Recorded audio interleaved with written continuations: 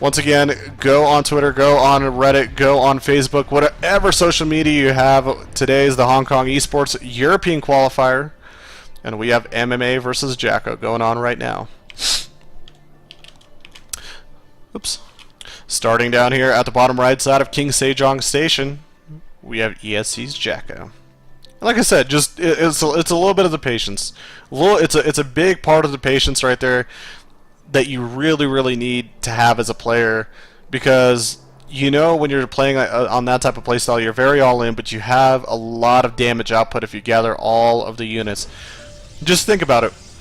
You have 4 or 5 Stalkers, you have anywhere from 3 to 4 Zealots to buffer up. If you kept the Oracles alive, plus an additional Void Ray or 2, that amount of damage output is going to break any type of repair overall. You have the Oracles as well for Envision, so eventually the Widow Mines will be cleared out.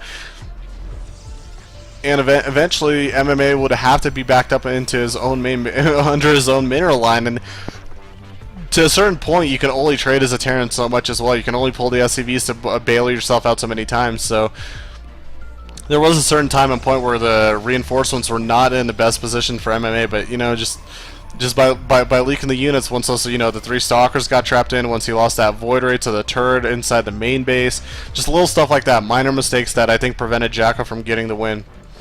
Now we're at the top left side, representing Acer, we have MMA. One of the StarCraft 2 legends in my lifetime. It's actually cool, you know, it's something to think about.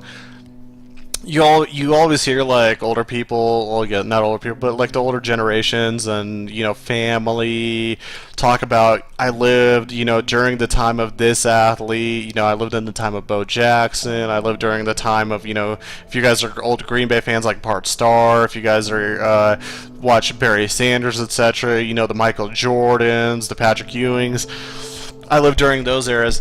We have a very unique scenario in front of us where we can say stuff like, we lived during the time of MMA, we lived during the time of Innovation, during the time of Boxer, during the time of Jaedong, during the time of Hyun, during the time of White Rod, during the time of all of these great, beautiful StarCraft players. It's so, I don't know, it's one of those things in retrospect you never realize, because sometimes due to the fact that it is gaming, the older generations will look very negatively upon it, but this is our, you know, our esport. This is our time. This is kind of our, you know, our generation's sport in a sense. This is what we consider as athletes. That's the beauty of it too, is we understand the dedication, the practice it takes, and to be able to actually play at this level, it's insane the amount of practice and the amount of skill you need to compete. So it's really cool. It's really cool to say it. You know, it's kind of you look back at it, and you know, I'm like, I lived during the time of MMA, man. I lived during the time of MMA. Almost brings a tear to my eye. Now Jacko, if Stargate almost worked for him once, it could work for him a second time, dropping that Stargate right now over here under his base at the bottom left side. MMA right now opening up a little bit more defensive this time around, going for the reactor on the barracks as well as the factory. As soon as the factory is done, we should see the starport. And a side to defense up here. Oh, a side to defense. Look at MMA, man, just microing away. Yeah, this mothership core is going to get pushed out. 2 additional Marines come. And Jacko now has to know that, well, this time around you're not as aggressive in your playstyle.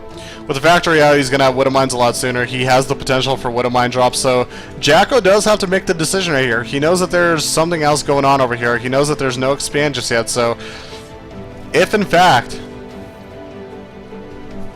he decides to be aggressive once again, he leaves his main base potentially vulnerable. So first Oracle out on the map, second Oracle going to be coming across. Jacko this time around looking to actually play the same near type of playstyle. Now Mothership Core is still located over here at the top left side of the map, so if a drop does indeed go to the other side of the map, there's going to be very minimal detection. And here comes the Oracle trying to fly over all of this. He's going to lose the Oracle though right away. Mothership Core trying to help out. Time Warp ends, and that might be the one time out of all of the games that I broadcasted in the past, you know, couple weeks, or I guess the past week, where I've seen actually that Mothership Core Time Warp change affect anything. Maybe if that Time Warp lasted a few more seconds, that Mothership Core would have had a little bit more time to get away, but Now you're looking and seeing yeah, Marines were able to get out, pop that mothership core down. That's probably the first time out of a whole entire time that I've seen that happen. Now MMA, oh, GG! I was about to say MMA might let some workers go down to this Oracle, but I didn't even spot that Widowmine burrowed within his mineral line. Oh my god, how sneaky was that?